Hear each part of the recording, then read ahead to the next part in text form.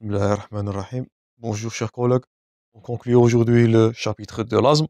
Donc après l'asthme maladie, après les exacerbations d'asthme ou bien l'asthme aigu grave avec leur traitement, dernièrement on va voir le traitement de l'asthme maladie bien sûr. C'est le cours de professeur Benani. Toujours vous allez trouver, chers amis, tous les supports dans la description à télécharger. Toujours je vous invite à abonner afin de recevoir ces vidéos durant toute l'année. Vous pouvez me contacter à Instagram à n'importe quel moment. Maximum de j'aime, maximum de partager et on commence. Donc, dans cette dernière partie, comme objectif de traitement, donc, vous allez acquérir dans cette partie critères ou bien la notion de contrôle d'asthme, où on va dire qu'il s'agit d'un asthme contrôlé, bien contrôlé, ou bien non contrôlé, peu contrôlé. Garantir la pratique normale des activités physiques. D'abord, c'est parmi les critères qu'on va dire. Donc, je répète, là, c'est le traitement de l'asthme chronique, l'asthme maladie. C'est pas de l'asthme comme exacerbation. Donc là, le but, c'est de prévenir les récidives et améliorer la qualité de vie. Donc, et parmi les critères, c'est de garantir une activité physique chez le patient qui est acceptable. Maintenir surtout la fonction pulmonaire proche à la normale. Il s'agit d'un trouble obstructif. On ne veut pas que ce dernier s'aggrave. Prévenir ou bien éviter les effets secondaires de ces traitements. Malheureusement, les corticoïdes ont des effets secondaires néfastes. On va voir ça dans le traitement de fond. Et dernièrement, prévenir la mortalité liée au asthme. Et vous avez vu dans les premières parties les chiffres énormes de mortalité de cette pathologie qui est grave et malheureusement qui est maltraitée, négligée, avec une mauvaise observance au traitement. Donc, premièrement, quelles sont les causes d'échec du traitement? Pourquoi ça ne marche pas? Le traitement de l'asthme. Bon, c'est la première question qu'on va poser dans cette partie. Donc, première probabilité, parce que le traitement de fond, ça c'est la plus fréquente, n'est pas donné ou arrêté à chaque amélioration. D'abord, c'est la cause fréquente d'échec de traitement.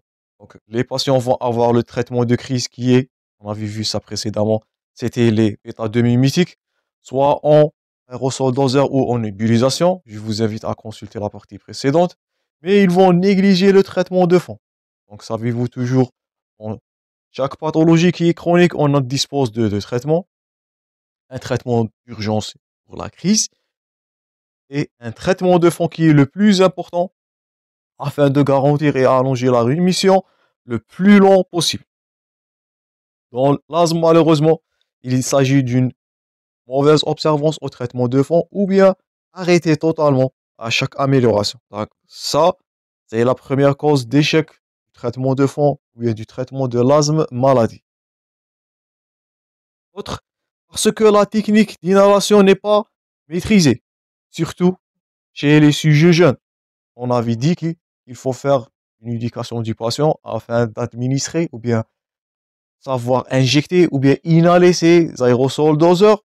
Donc, parfois, même les patients, surtout les sujets âgés, je répète, on a vu parler de ça précédemment, et même les sujets jeunes, les enfants, ne savent pas inhaler ou bien administrer ces médicaments de façon inhalée.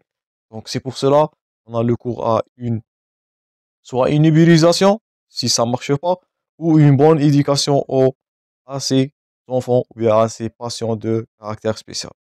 Donc, deuxièmement, la maîtrise ou bien mauvaise administration du traitement. Troisième cause, parce qu'il existe des facteurs aggravants, et on a vu les facteurs aggravants dans la partie précédente. Donc, le tabac, un asthmatique qui fume, ça ne va pas améliorer. Deuxième cause, c'est le reflux gastro-œsophagien. On l'avait vu comme facteur aggravant de l'exacerbation. L'exposition aux infections virales répétées.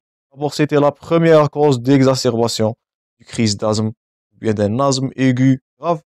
Donc, tout ça, ce sont des facteurs à éviter. Donc, une mauvaise hygiène, une mauvaise prévention contre les facteurs déclenchants.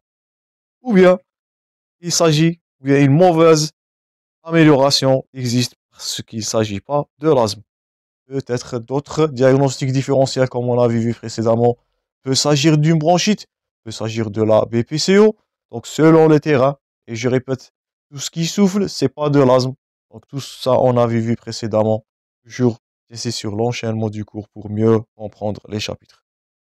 Donc ça, c'est premièrement pourquoi le traitement, ça marche pas. J'espère que vous avez acquis, bien acquis ça pendant votre partie précédente et j'espère que vous allez les noter. Donc les principaux, donc après l'échec, les principaux fondamentaux du traitement médicamenteux. Donc, je répète, l'asthme, il s'agit de deux composantes. On avait vu ça dans la partie de physiopathologie. Je vous invite toujours à consulter. Donc, il s'agit d'une inflammation qui est permanente. Ça, c'est le but du traitement, avec une hyperréactivité bronchique. Tout ça, on avait vu dans la physiopathologie. Et là, c'est le rôle des anti-inflammatoires. C'est le rôle de la corticothérapie inhalée comme traitement de fond. Donc, surtout le traitement de base, le traitement de fond, il est basé sur les anti-inflammatoires, la corticothérapie inhalée. On va voir ça dans les modalités du traitement. Deuxième composante de l'asthme, donc c'est une obstruction. Elle est variable dans le temps. C'est un trouble ventilatoire, je répète, obstructif. Il est réversible au bêta-2 mimétique. Et donc, ça, c'est le traitement. Donc, les bêta-2 mimétiques, je répète, ce sont les traitements d'exacerbation ou bien traitement des crises. Et c'est les anti-inflammatoires ce qui explique le traitement devant l'asthme, je répète. C'est une inflammation chronique associée à un trouble ventilatoire, comme on a vu dans la physiopathologie.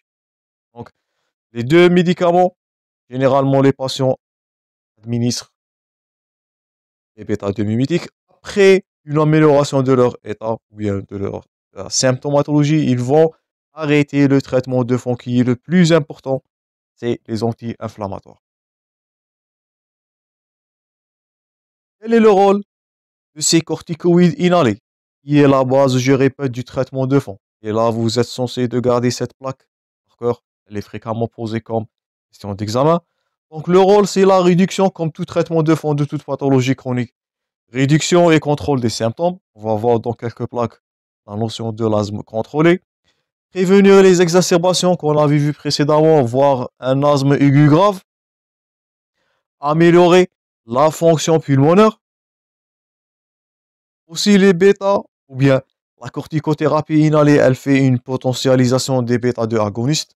On va voir ça aussi dans quelques plaques.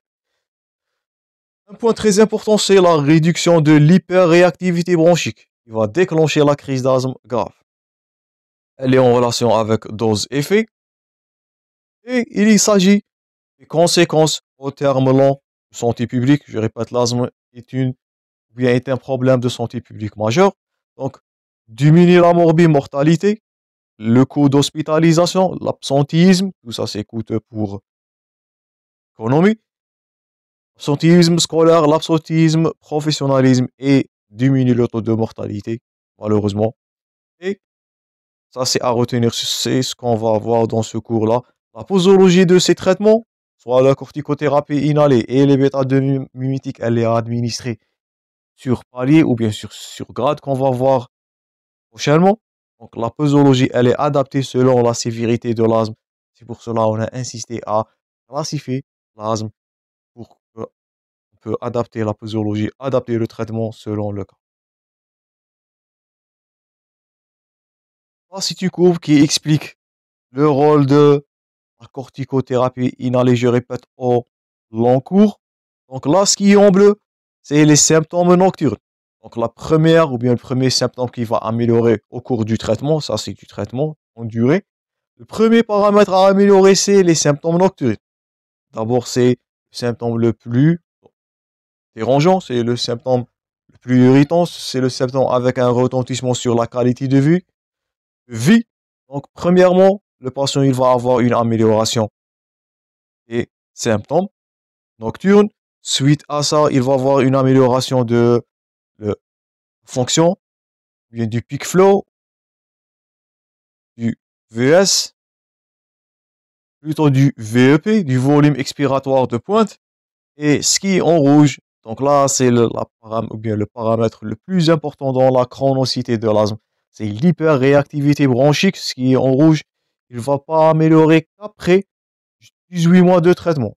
Donc si un patient a eu une rémission courte, il va, comme on avait dit, il va arrêter le traitement de fond. Et l'hyperréactivité bronchique elle va rester là, elle va être la cause, elle va attendre un autre facteur déclenchant et ça va donner une autre crise d'asthme. Elle peut être sévère, voire très sévère.